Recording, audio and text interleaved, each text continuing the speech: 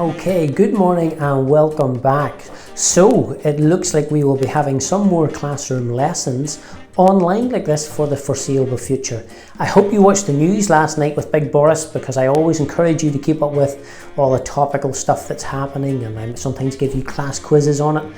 So it looks like we're going to be communicating like this for a little while longer at least. There may be some hope that we might get back to school and see each other. Fingers crossed that we could see out our P7 year.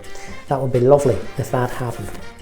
However, in the meantime, you still have brain buzz to do and numeracy and literacy lessons, but the topic this week is going to be based around food. As you know, one of my favourite things in the whole wide world. So we're going to be looking at food, in particular recipes. I have a recipe per week for you, per day per week. Let's try that again. I have a recipe per day for you to have a go at. All dead simple, don't need a lot of ingredients, but super delicious. Trust me, I should know, I've tried them all. Okay, let's pick our brain buzz from the list below, and then we're going to take a look at our numeracy.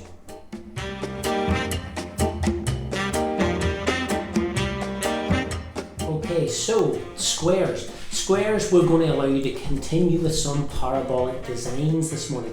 This time you're going to get creative. I have a set of templates for you, hopefully to download and print out. This doesn't really work, it's very difficult to do unless you can download and print them out. You can do it on squared paper, but it is kind of hard to reproduce. But you can create your own parabolic designs. This is sort of the last part of our parabolic work. Before we move on to a new topic, and it allows you to become creative, to produce your own designs. Thank you to those that sent me pictures of their designs from Thursday. Really enjoyed looking at those. Some lovely designs that come through, especially if you use different coloured pens or pencils. So in the links you'll get links to different types of templates that you could print out. Some of them you can reproduce if you count the squares carefully, but it's definitely a bit harder to do it that way. Have a bit of fun, take a picture, send me through the design. I love to see it. Okay?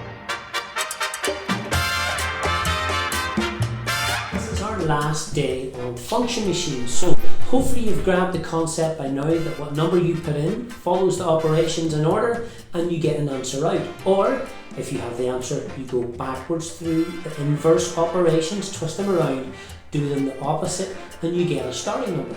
Today is a day to show off your skills. It's a final little bit of practice in the worksheet to show off your skills and that you understand function machines. Take a picture, let me know how you get on. I always enjoy seeing your work.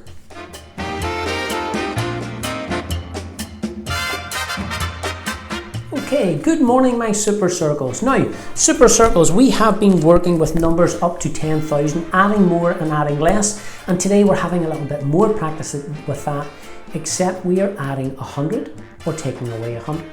We're adding 500 or taking away 500, or we could be adding 1,000 or taking away 1,000.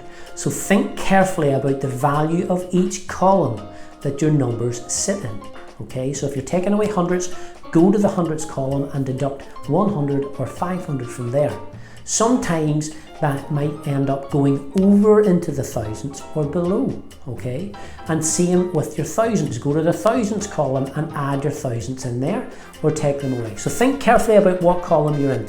And always, if you have any difficulty with the worksheet, give me a little shout. I always am here to help. Okay, that's you. Go ahead and get started.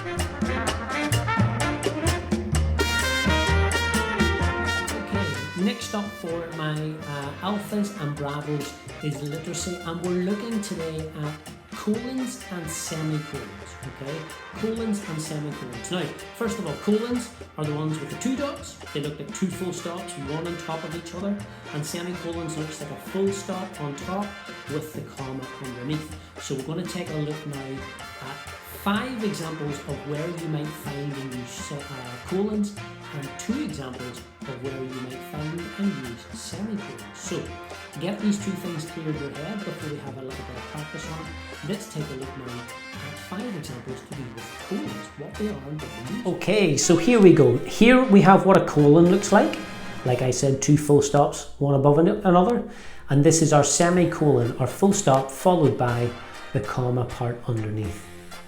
And we're going to take an example at a time. I'll explain what it's for here and then look at an example briefly here and just read through them. So first place you would use a colon is if you're introducing a list of a series of items. So if you're introducing a list and there's several things in your list. The example is, this term we will be studying the following types of environments. So there's our introduction, and here comes our list, separated by commas the way you normally would, and have an and between the last two items.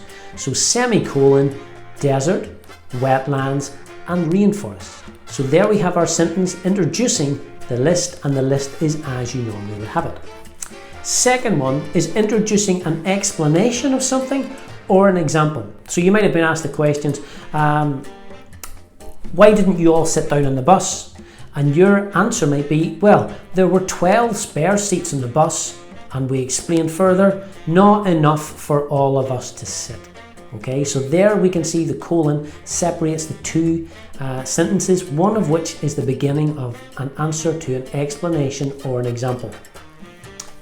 Now, thirdly, let's just adjust the camera a wee bit.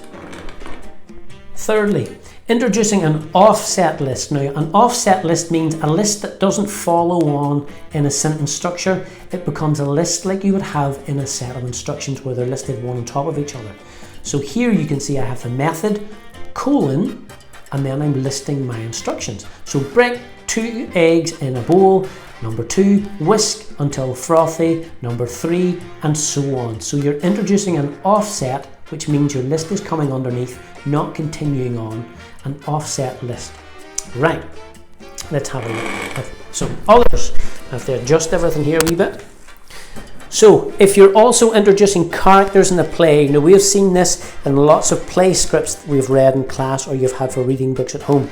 Here we have Dylan as the character, and this is the character's speech. Now notice there are no speech marks in this because we know it's a play. You don't need your speech marks.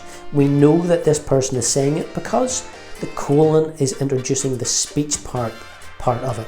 Okay, this is our character, this is the speech. So Dylan says, wow, that's great. All exclamations, so real exaggeration in your voice. And Dylan said it, and we read the part out loud that follows the colons.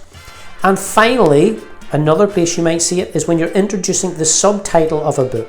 We know that a title is the main part, and then a little bit more information is always provided in a subtitle.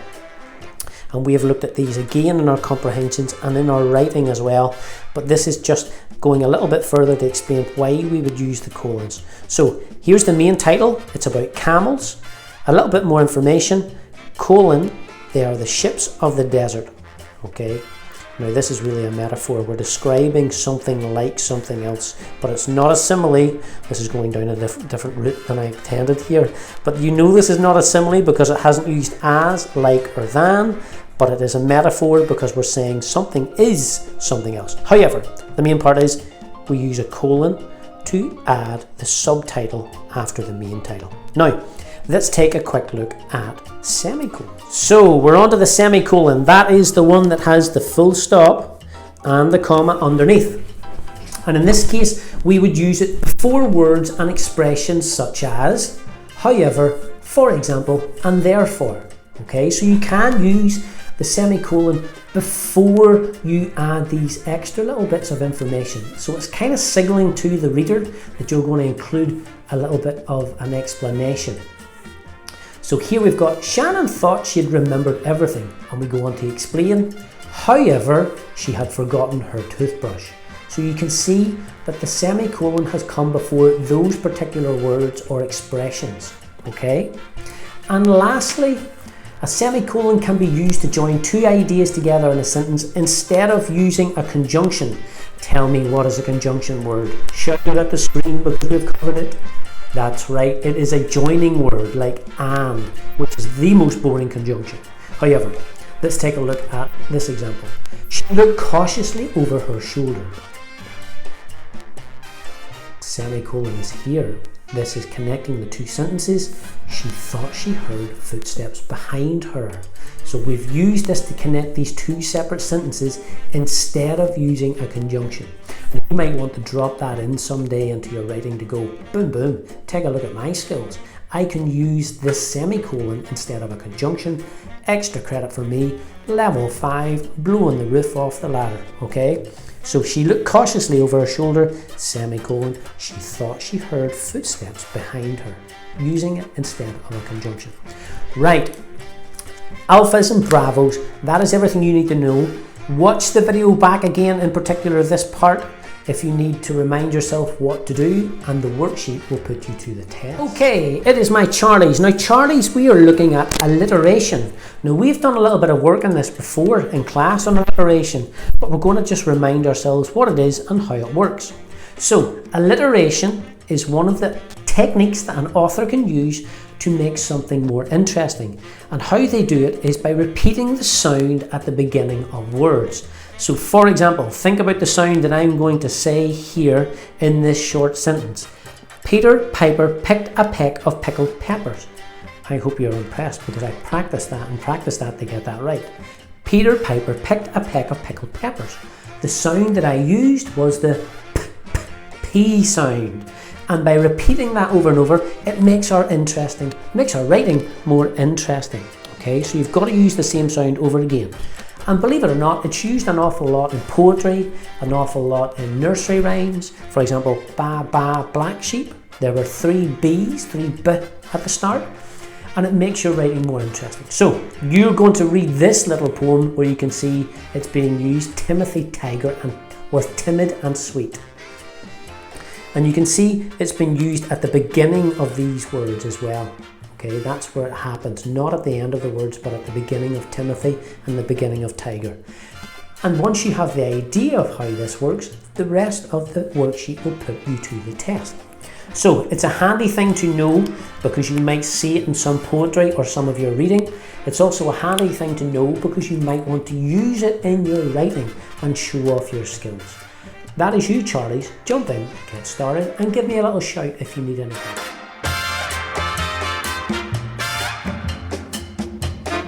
Okay, and finally it is our topic challenge for the week. Now, like I alluded to at the start of the video, there's a good word for you to look up. We are going to have different baking challenges this week. I was talking to somebody last week who told me somebody's got really into baking, and I know quite a few of you have since we have been off on having our school at home. So I thought, why not join in and set some nice baking challenges? Number 1, that means you have to follow instructions. Number 2, it means you get to be creative. Number 3, you get to eat everything. And let's be honest, it's all about the number 3.